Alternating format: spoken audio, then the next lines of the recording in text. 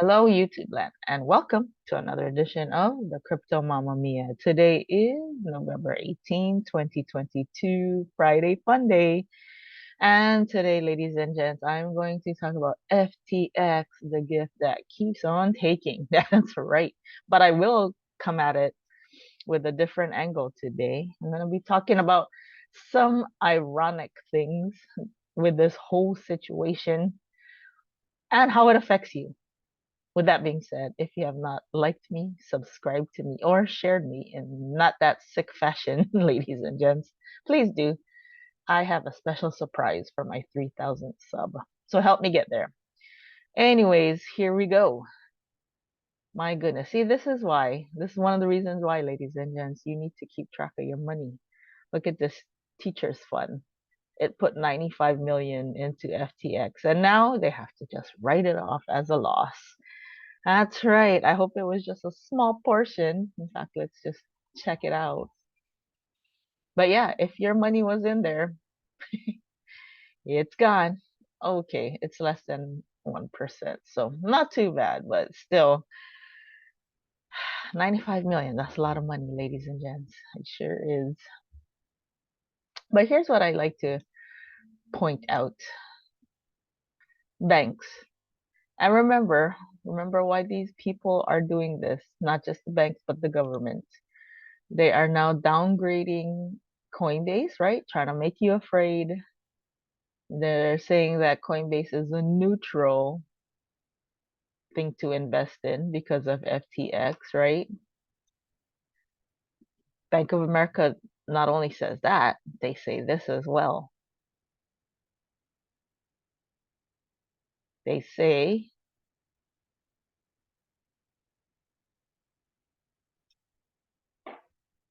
they say don't tarnish the blockchain technology with speculative crypto trading. No, no.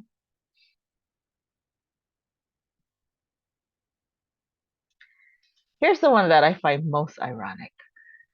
Bank of America. They say crypto exchanges, proof of reserves have too many shortcomings. Well, guess who does fractional reserve banking?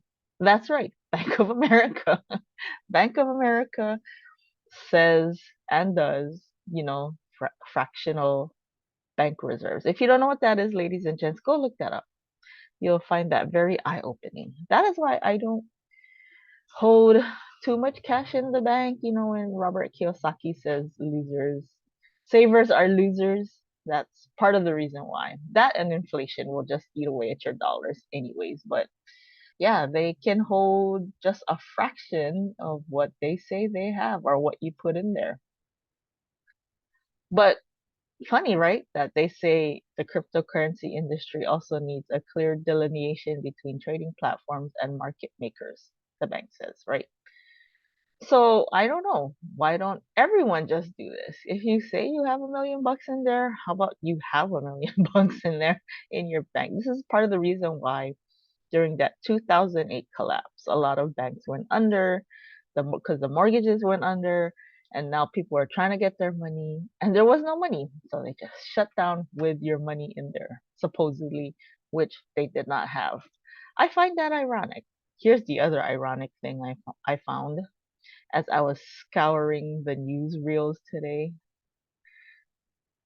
Let's see here. Mhm. This one, it just cracked me up, right? Where is it? Oh, here we go. So now that you did a bad thing, FTX, you have to transfer your crypto to our government wallets, and it needs urgent, urgent urgent interim regulatory action to protect creditors.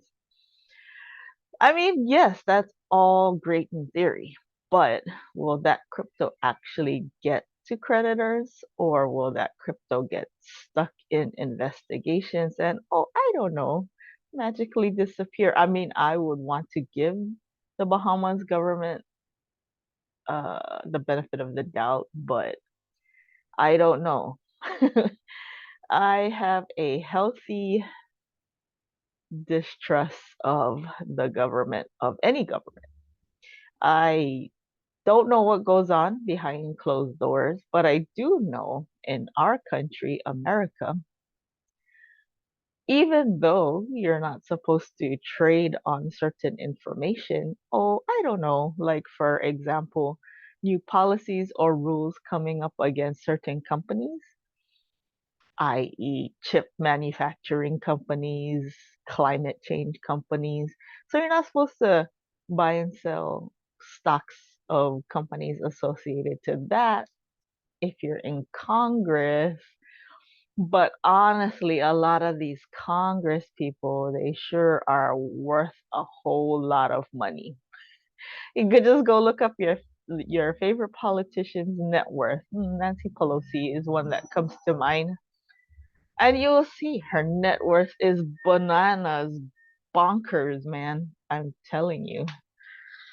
So I don't know. When I see things like this, I just don't know. I say take everything with a grain of salt, ladies and gents. But here's the funny thing. Guess what? Bitcoin itself doesn't seem to be too spooked by it. It's been around through other debacles and messes, and it still went up to as high as 60K at one point in its history, in its life of existence. So I'm pretty sure it will survive this. I mean, 68, almost 70 grand, right? And this was after the Mount Gox, the BitConnects, the everything like that debacle. So I think this is just another bump in the road for Bitcoin. But what can I say, ladies and gents? Either you can stomach this kind of volatility or you can't. That's why I always tell you, you do you, but you get educated, right? Crypto keeps on ticking despite this dude's. I mean, I don't know, ladies and gents. I mean, I know he's trying to do the Mark Zuckerberg, I'm gonna show up in a t-shirt kind of vibe, but I'm not saying Mark Zuckerberg's the most dapper of dudes either, but I gotta say, I don't know, on a scale of one to creepy, this guy definitely takes it over Mark Zuckerberg. But with that being said, ladies and gents, I always say get educated for yourself because things like this happen all the time. And you just need to put yourself in a position where you don't need to worry about it, right? Well, with that being said, I hope you're having a good morning, afternoon, evening. If you have not already, please like and subscribe. Try to get to that 3,000 subscriber. So you get a special surprise from me when I get there, Mr. 3 or Mr. or Miss 3,000. Ha have a wonderful day, rest of your whatever. Please stay safe. Please stay healthy. Please stay sane, most important of all. And I will see you at the next video. Adios.